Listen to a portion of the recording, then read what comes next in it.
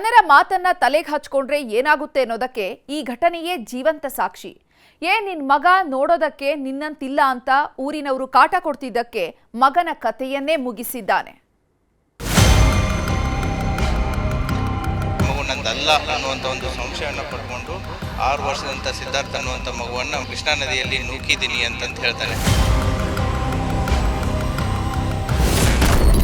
ಮಗ ನೋಡೋದಕ್ಕೆ ನನ್ನಂತೆ ಇಲ್ಲ ಅಂತ ಕೊಂದೇ ಬಿಟ್ಟ. ಛೇಡಿಸ್ತಿದ್ರಂತೆ ಊರಿನವರು. ಕೃಷ್ಣಾ ನದಿಗೆ ತಳ್ಳಿದ ಅಪ್ಪ.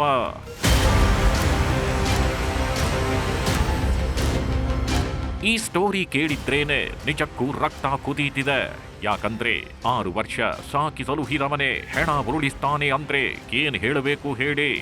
ಊರಿನ ಕೆಲವರು ನಿನ್ನ ಮಗ ನೋಡೋದಕ್ಕೆ ನಿನ್ನಂತಿಲ್ಲ ಅಂತ ಛೇಡಿಸ್ತಿದ್ರಂತೆ. ಎಂದೇ ಕಂಡ್ರು ಇದೇ ವಿಷಯವಾಗಿ ಕಾಟ ಕೊಡ್ತಿದ್ರಂತೆ. ಹೀಗಾಗಿ ಇದೇ ಗುಂಗಿನಲ್ದಿದ್ದವ ನನ್ನ ಮಗ ನೋಡೋದಕ್ಕೆ ನನ್ನ ರೀತಿ ಇಲ್ಲ, ಇವನು ನನ್ನ ಮಗ ಅಲ್ಲ ಅನ್ನೋ ನಿರ್ಧಾರಕ್ಕೆ ಬಂದಿದ್ದಾನೆ.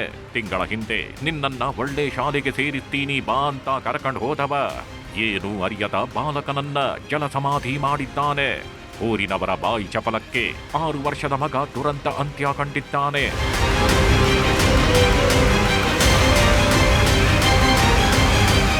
ಈತನೇ ನೋಡಿ ಅಪ್ಪನ ಕೈಯಲ್ಲಿ ಪ್ರಾಣ ಬಿಟ್ಟ ನತದೃಷ್ಟವಂತ. ನೋಡೋದಕ್ಕೆಷ್ಟು ಮುದ್ದು ಮುದ್ದಾಗಿದ್ದಾನೆ. ಶಾಲೆಗೆ ರಜೆ ಅಂತ ಸ್ನೇಹಿತರ ಜೊತೆ ಆಟ ಆಡ್ಕೊಂಡಿರಬೇಕಿತ್ತು. ಆದ್ರೆ ಅಪ್ಪ ಅನಿಸಿಕೊಂಡವನ ಪಾಪಗೇಡಿ ಕೆಲಸಕ್ಕೆ ದುರಂತ ಅಂತ್ಯ ಕಂಡಿದ್ದಾನೆ. ಈತನ ಹೆಸರು ಸಿದ್ಧಾರ್ಥ್ ಮಲ್ಲಿಕಾರ್ಜುನ ಅರಕೇರಿ ಅಂತ. ಜಸ್ಟ್ 6 ವರ್ಷ ವಯಸ್ಸು.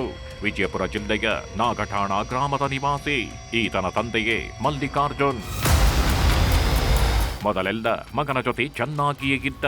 ಮೊದಲ 3-4 ವರ್ಷ ಮಗನ ಮೇಲೆ ಪ್ರಾಣವನ್ನೇ ಗಿಟ್ಕೊಂಡಿದ್ದ. ಆದ್ರೆ ಇತ್ತೀಚೆಗೆ ಮಗನನ್ನ ಕಂಡ್ರೆ ಉರಿದು ಬೀಳೋಕೆ ಶುರು ಮಾಡಿದ್ದಾನೆ. ಅದಕ್ಕೆ ಕಾರಣ ಬೇರೇನೂ ಅಲ್ಲ, ನೋಡೋದಕ್ಕೆ ನನ್ನಂತೆ ಇಲ್ಲ ಅನ್ನೋದಷ್ಟೇ.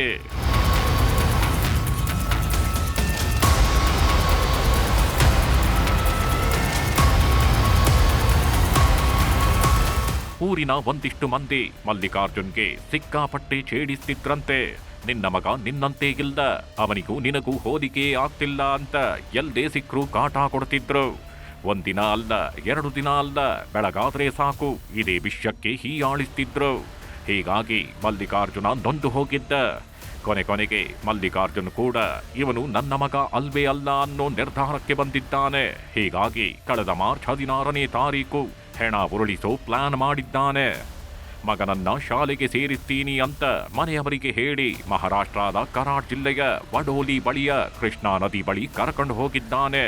ನಂತರ ಯಾರೂ ಇಲ್ಲದ ಸಮಯ ನೋಡಿಕೊಂಡು ನದಿ ನೀರಿಗೆ ತಳ್ಳಿದ್ದಾನೆ. ಮಗ ನೀರಲ್ಲಿ ಬಿದ್ದು ಒದ್ದಾಡ್ತಿದ್ರು. ಈ ಕಟುಕನ ಮನಸ್ಸು ಕರಗಲಿಲ್ಲ. 16ನೇ ತಾರೀಕಿಗೆ ನಮ್ಮ ಹುಡುಗನ ಶಾಲೆ ಕರ್ಕೊಂಡು ಹೋಗ್ತೀನಿ ಅಂತ ಹೋಗ್ಯಾರ ಸಿಂಗಿ ಊರಿಗೆ ರೀ. ನಮ್ಮ ಮನೆಯವ್ರು 16 ತಾರೀಕಿನ ಅಲ್ಲಿ 4 ದಿವಸ ಹೋಗಿ ಬಿಟ್ಟು ಕಿಶಂದ್ರ ಬೆಳಗ್ಗೆ ಮುಂಜಾನೆ ಬಂದ್ರಿ. ಅವ್ರು 1ನೇ ತಾರೀಕು ಬರ್ ನಮ್ಮ ಹುಡುಗನ ಬರ್ತಡೆ ಅದ ಕರ್ಕೊಂಬರ್ರಿ ಅಂತ ನಾ ಅಂದೇರಿ. ಆಯ್ತು ಅಂತೇಳಿ ಹ್ಞೂ ಅಂದ್ರಿ. ಹ್ಞೂ ಅಂದ್ ಕಿಶನ್ ಹೋಗಿ ಅಂದ್ಯಾರಿ. ನಾ ಅದು ಅವ್ರು ಏನೋ ಆ ಮಗ ನಂದು ಅಲ್ಲ ಆತ, ಅದು ನಂದಲ್ಲ ಬೇರೆದವ್ರದ್ದು ಆದ.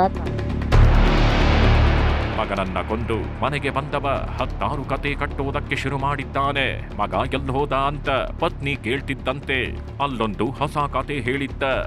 ಸಿಂದಗಿ ಬಳಿಯ ಶಾಲೆಗೆ ಸೇರಿಸಿದ್ದೇನೆ, ಅಲ್ಲದೆ ಹಾಸ್ಟೆಲ್ನಲ್ಲಿ ಇಟ್ಟಿದ್ದೀನಿ ಅಂತ ಮನೆ ಮಂದಿಯನ್ನೆಲ್ಲ ನಂಬಿಸಿದ್ದ.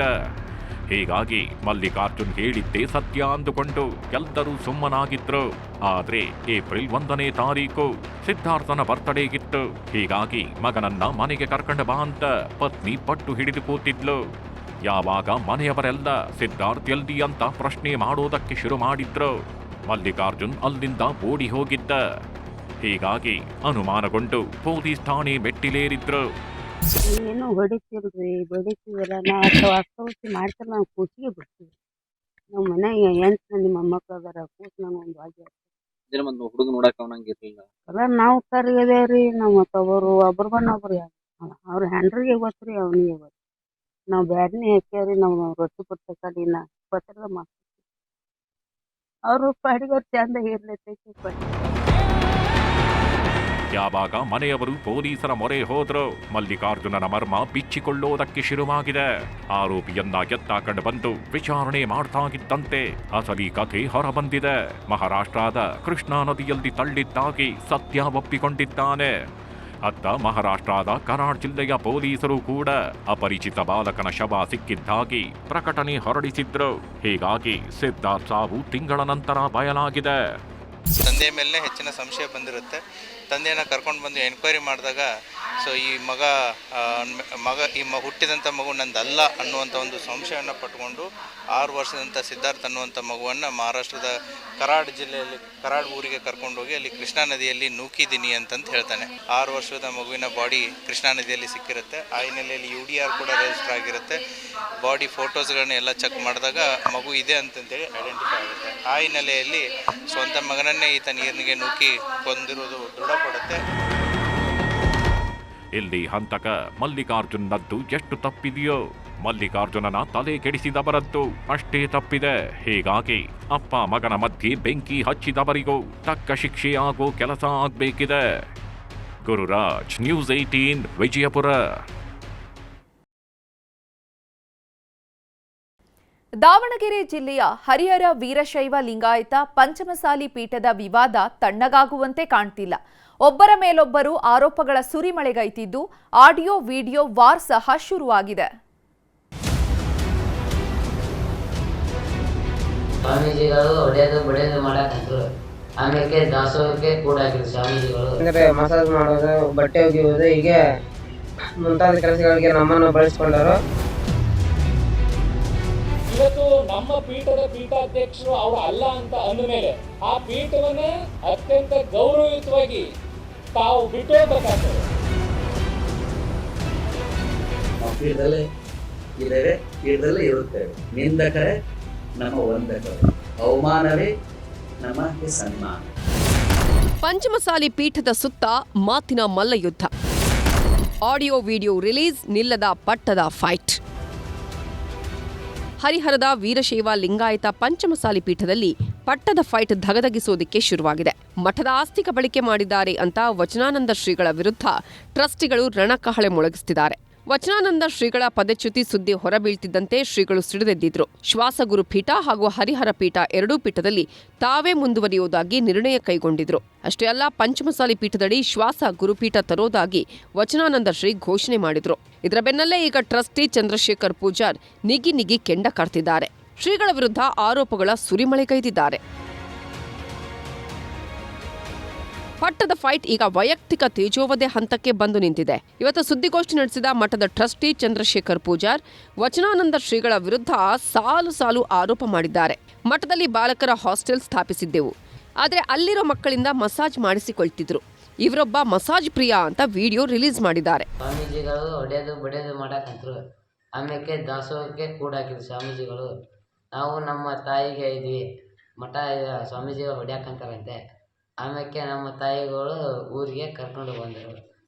ಕಾರಣ ವಚನಾನಂದ ಸ್ವಾಮೀಜಿ. ವಚನಾನಂದ ಸ್ವಾಮೀಜಿ ಅವರು ತಮ್ಮ ವೈಯಕ್ತಿಕ ಕೆಲಸಗಳಿಗೆ ನಮ್ಮನ್ನು ದುರುಪಯೋಗ ಪಡಿಸಿಕೊಂಡರು. ಅವರು ತಮ್ಮ ವೈಯಕ್ತಿಕ ಕೆಲಸಗಳೆಂದರೆ ಮಸಾಜ್ ಮಾಡೋದು, ಬಟ್ಟೆ ಒಗೆಯುವುದು, ಹೀಗೆ ಮುಂತಾದ ಕೆಲಸಗಳಿಗೆ ನಮ್ಮನ್ನು ಬಳಸಿಕೊಂಡರು. ಸ್ವಾಮೀಜಿ ಅವರು ನಮ್ಮ ಕಾಲೇಜ್ ಹೋಗೋಕ್ಕೆ ಬಿಡದೇ ಇದ್ದರಿಂದ ನಮಗೆ ಶಿಕ್ಷಣವು ಕುಂಠಿತವಾಗಿದೆ. ವಚನಾನಂದ ಶ್ರೀಗಳ ವಿರುದ್ಧ ಟ್ರಸ್ಟಿ ಪೂಜಾರ್ ಅಕ್ಷರಶಃ ಕೆರಳಿ ಕೆಂಡವಾಗಿದ್ದಾರೆ. ಶ್ರೀಗಳು ಗೌರವಯುತವಾಗಿ ಮಠ ಖಾಲಿ ಮಾಡಬೇಕು, ಇಲ್ಲದಿದ್ರೆ ಸಂಘರ್ಷದ ಹಾದಿ ತುಳಿಯಬೇಕಾಗತ್ತೆ ಅಂತ ಎಚ್ಚರಿಕೆಯ ಸಂದೇಶ ಕೊಟ್ಟಿದ್ದಾರೆ. ವಚನಾನಂದ ಶ್ರೀಗಳವರನ್ನ ಏನು 8 ವರ್ಷಗಳ ಹಿಂದೆ ನಾವು ತಂದಿದ್ವಿ, ಅವರನ್ನು ನಿನ್ನೆ ನಾವು ಉಚ್ಚಾಟನೆ ಮಾಡಿದ್ವಿ. ಇವತ್ತು ನಮ್ಮ ಪೀಠದ ಪೀಠಾಧ್ಯಕ್ಷರು ಅವರು ಅಲ್ಲ ಅಂತ ಅಂದಮೇಲೆ ನಾನು ಪೀಠ ಬಿಟ್ಟು ಹೋಗೋದಿಲ್ಲ ಅಂತ ಹೇಳೋ ಪ್ರಶ್ನೆನೇ ಇಲ್ಲ. ಆ ಪೀಠವನ್ನು ಅತ್ಯಂತ ಗೌರವಯುತವಾಗಿ ತಾವು ಬಿಟ್ಟು ಹೋಗ್ಬೇಕಾಗ್ತದೆ. ಇನ್ನು ವಿವಾದದ ಬಗ್ಗೆ ಮಾತನಾಡಿದ ವಚನಾನಂದ ಶ್ರೀಗಳು, ಭಕ್ತರು ಪೀಠಕ್ಕೆ ಬಂದು ಮಹಾಂತಪ್ಪ ಗದ್ದುಗೆ ಆಶೀರ್ವಾದ ಪಡೆಯಿರಿ, ನಾನು ಸಹ ಮಠದಲ್ಲಿಯೇ ಇರುತ್ತೇನೆ. ನಿಂದಕರೇ ನಮ್ಮ ವಂದಕರು, ಅವಮಾನವೇ ನಮಗೆ ಸನ್ಮಾನ, ಮುಳ್ಳಿನ ಹಾದಿಯೇ ರಾಜಬೀದಿ ಅಂತ ಭಾವಿಸಿ ನಡೆಯುವವರು ಅಂದಿದ್ದಾರೆ. ನಾವು ಪೀಠದಲ್ಲೇ ಇದ್ದೇವೆ, ಪೀಠದಲ್ಲೇ ಇರುತ್ತೇವೆ. ಹಾಗಾಗಿ ನಿಂದೆ ಮಾತುಗಳಿಗೆ, ದ್ವೇಷ ಸಾಧನೆಗೆ ಸಮಯವಿಲ್ಲ. ನಿಂದಕರೇ ನಮ್ಮ ವಂದಕರು, ಅವಮಾನವೇ ನಮಗೆ ಸನ್ಮಾನ. ಮುಳ್ಳಿನ ಹಾದಿಯೇ ರಾಜಬೀದಿ ಅಂಥೇಳಿ ಭಾವಿಸಿ ಬದುಕುತ್ತಿರುವಂಥವ್ರು ನಾವು. ಈ ಎಲ್ಲಾ ಸಂಘರ್ಷದ ಮಧ್ಯೆ ಮಠದ ಭಕ್ತರು ಶ್ರೀಗಳ ಪರ ನಿಂತಿದ್ದಾರೆ. ಶ್ರೀಗಳ ಪದಚ್ಯುತಿ ಖಂಡಿಸಿ ಕೋರ್ಟ್ ಮೆಟ್ಟಿಲೇರಲು ಚಿಂತನೆ ನಡೆಸಿದ್ದಾರೆ. ಸ್ವಾಮೀಜಿ ಅಕ್ರಮ ಎಸಗಿದ್ದಾರೆ ಅನ್ನೋದಕ್ಕೆ ಸರಿಯಾದ ಸಾಕ್ಷ್ಯವಿಲ್ಲ, ಆದರೆ ಟ್ರಸ್ಟಿಗಳು ಹಣ ದುರ್ಬಳಕೆ ಮಾಡಿದ್ದಾರೆ ಅನ್ನೋದಕ್ಕೆ ಸಾಕ್ಷ್ಯವಿದೆ ಅಂತ ಕಿಡಿಕಾರ್ತಿದ್ದಾರೆ. ಒಟ್ನಲ್ಲಿ ಪಟ್ಟದ ಗುದ್ದಾಟ ದಿನೇ ದಿನೇ ಜೋರಾಗ್ತಿದ್ದು ಎಲ್ಲಿಗೆ ಬಂದು ನಿಲ್ಲುತ್ತೋ ಕಾದು ನೋಡಬೇಕು. ಸಂಜಯ್, ನ್ಯೂಸ್ 18 ದಾವಣಗೆರೆ. ಆತ ಜಗತ್ ಕಿಲಾಡಿ. ತಾನು ಕೆಲಸ ಮಾಡ್ತಾ ಇದ್ದ ಬ್ಯಾಂಕ್ನಲ್ಲಿ ಕೋಟಿ ಕೋಟಿ ಲೂಟಿ ಮಾಡಿಕೊಂಡು ಮನೆ ಬಿಟ್ಟಿದ್ದಾನೆ. ಕಂಡೋರ್ ಕಾಸಿನ ಮೇಲೆ ಕಣ್ಣಾಕಿದವ ಗಂಟು ಮೂಟೆ ಕಟ್ಕೊಂಡು ಹೆಂಡತಿ ಮಕ್ಕಳ ಜೊತೆ ಎಸ್ಕೇಪ್ ಆಗಿದ್ದಾನೆ.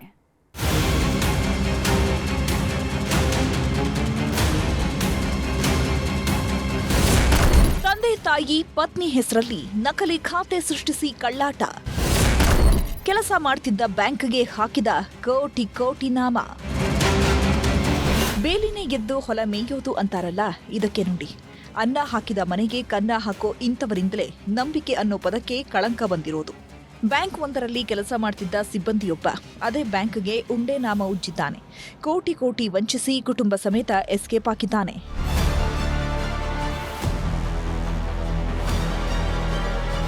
ಮಳ್ಳನಂತೆ ನಿಂತಿರೋ ಈತನೇ ನೋಡಿ ಈ ಸ್ಟೋರಿಯ ಮಹಾವಂಚಕ ರಮೇಶ್. ಬಳ್ಳಾರಿ ಶಾಖೆಯ ಮಾನ್ವಿ ಪಟ್ಟಣ ಸೌಹಾರ್ದ ಸಹಕಾರಿ ಬ್ಯಾಂಕ್ನಲ್ಲಿ ಜೂನಿಯರ್ ಅಸಿಸ್ಟೆಂಟ್ ಆಗಿದ್ದ. ನಿಯತ್ತಾಗಿ ಕೆಲಸ ಮಾಡ್ಕೊಂಡಿದ್ದಿದ್ರೆ ಇವತ್ತು ಇಂಥ ಸುದ್ದಿ ಆಗ್ತಿರ್ಲಿಲ್ಲ. ಕಾಸಿನ ಮೋಹಕ್ಕೆ ಬಿದ್ದವ ಮಾಡಬಾರದ ಕೆಲಸ ಮಾಡಿದ್ದಾನೆ. ಒಂದಷ್ಟು ನಕಲಿ ನಂಬರ್ ಬಳಸಿಕೊಂಡು ತನ್ನ ತಂದೆ ತಾಯಿ ಹೆಂಡತಿ ಹೆಸರಲ್ಲಿ ನಕಲಿ ಖಾತೆ ತೆರೆದಿದ್ದಾನೆ. ನಂತರ ನಕಲಿ ಸಹಿ ಮಾಡಿ ಓಡಿ ಲೋನ್ ಮೂಲಕ 2023ರಿಂದ ಇಲ್ಲಿಯವರೆಗೆ ಹಂತ ಹಂತವಾಗಿ 6 ಖಾತೆಗಳಿಂದ 7.5 ಕೋಟಿ ಹಣ ವರ್ಗಾವಣೆ ಮಾಡಿಕೊಂಡಿದ್ದಾನೆ. ಬ್ಯಾಂಕ್ ಆಡಿಟ್ ವೇಳೆ ಈತನ ಕಳ್ಳಾಟ ಬಟ ಬಯಲಾಗಿದೆ. ವ್ಯತ್ಯಾಸ ಬಂದು ನಾವು ಕಂಡುಹಿಡಿದ ಪ್ರಕಾರ ಸುಮಾರಾಗಿ ದುಡ್ಡು ಕೋಟಿಗಟ್ಟಲೆ ಹೋಗಿದೆ. ಅದು ಯಾವ್ದ್ರಲ್ಲಿ ಬೈ ವೇ ಆಫ್ ಲೋನ್ಸ್, ಅಂದ್ರೆ ಯಾರು ಅಕೌಂಟ್ ಕ್ಲೋಸ್ ಮಾಡ್ಕೊಂಡು ಹೋಗ್ಯಾರೋ ಲೋನ್ಸು, ಆ ಲೋನ್ಸನ್ನೇ ಮತ್ತೆ ಆಕ್ಟಿವ್ ಮಾಡಿಕೊಂಡು ತನ್ನ ಪಾಸ್ವರ್ಡ್ ಇಟ್ಟು ತನ್ನ ಮೊಬೈಲ್ ನಂಬರ್ ಲಿಂಕ್ ಮಾಡಿ ತನ್ನ CC ಲಿಂಕ್ ಮಾಡಿ ಈ ರೀತಿ ಮಾಡಿ ಹಣ ದುರುಪಯೋಗ ಆಗಿತ್ತು. ಈಗ ನಾವು ಇಂಟರ್ನಲ್ ಆಡಿಟ್ ಮಾಡಿಸ್ಬಿಟ್ಟು ಇಮಿಡಿಯೇಟ್ ಆಗಿ ನಾವು FIR ಫೈಲ್ ಮಾಡಿದ್ವಿ. ಈಗ ಅವ್ರ ಫ್ಯಾಮಿಲಿ ಮೆಂಬರ್ಸ್ಗೆ ಹೋಗಿದ್ವಿ ದುಡ್ಡೆಲ್ಲ. ಈತ ಅಂತಿಂತ ಕಿಲಾಡಿಯಲ್ಲ. ತನ್ನ ಹೆತ್ತವರನ್ನಷ್ಟೇ ಅಲ್ಲ, ತನ್ನ ಸಂಬಂಧಿಕರ ಹೆಸರಲ್ಲೂ ಖಾತೆ ಓಪನ್ ಮಾಡಿ ಅವರಿಗೂ ಲಕ್ಷ ಲಕ್ಷ ಹಣ ಹಾಕಿದ್ದಾನೆ. ನಂತರ ಆ ಹಣವನ್ನೆಲ್ಲ ಡ್ರಾ ಮಾಡ್ಕೊಂಡಿದ್ದ. ಯಾವಾಗ ಮಹಾವಂಚನೆ ಬಯಲಾಯ್ತೋ ಕುಟುಂಬಸ್ಥರ ಜೊತೆ ಊರು ಬಿಟ್ಟಿದ್ದಾನೆ. ವ್ಯವಸ್ಥಿತವಾಗಿ ಒಂದು ಚೀಟಿಂಗ್ ಮಾಡಿದ್ದು, ಫೋರ್ಜರಿ ಮಾಡಿದ್ದು, ಈ ಕುರಿತು ಅಲ್ಲಿದ್ದಂತಹ MD ಅವರು ಶ್ರೀ ಗೋಪಾಲ್ ಕೃಷ್ಣ ಏನು ಇದ್ದಾರೆ, ಅವರು ಒಂದು ಕಂಪ್ಲೇಂಟ್ ಅನ್ನು ತಗೊಂಡು ಬಂದಿದ್ದಾರೆ. ಇದನ್ನ ಪರಿಶೀಲನೆ ಮಾಡಿದಾಗ ಸುಮಾರು 2 ವರ್ಷದಲ್ಲಿ 7 ಕೋಟಿಗೆ ಮೀರಿ ಫ್ರಾಡ್ ಆಗಿರುವಂಥದ್ದಿದೆ.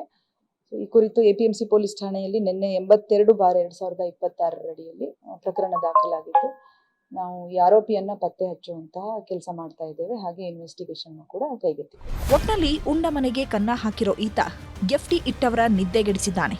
ಕಂಡೋರ ಕಾಸಲ್ಲಿ ಮಜಾ ಮಾಡ್ತಿದ್ದವನಿಗೆ ತಕ್ಕ ಶಿಕ್ಷೆ ಆಗ್ಬೇಕಿದೆ. ಬಸವರಾಜ್ ಹರನಹಳ್ಳಿ, ನ್ಯೂಸ್ 18 ಬಳ್ಳಾರಿ.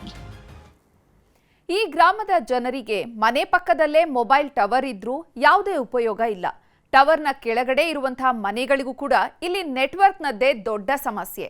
5G ಕಾಲದಲ್ಲೂ ನೆಟ್ವರ್ಕ್ ಆಗಿ ಅಲೆದಾಡುವಂತಹ ಸ್ಥಿತಿ ಬಂದಿದೆ.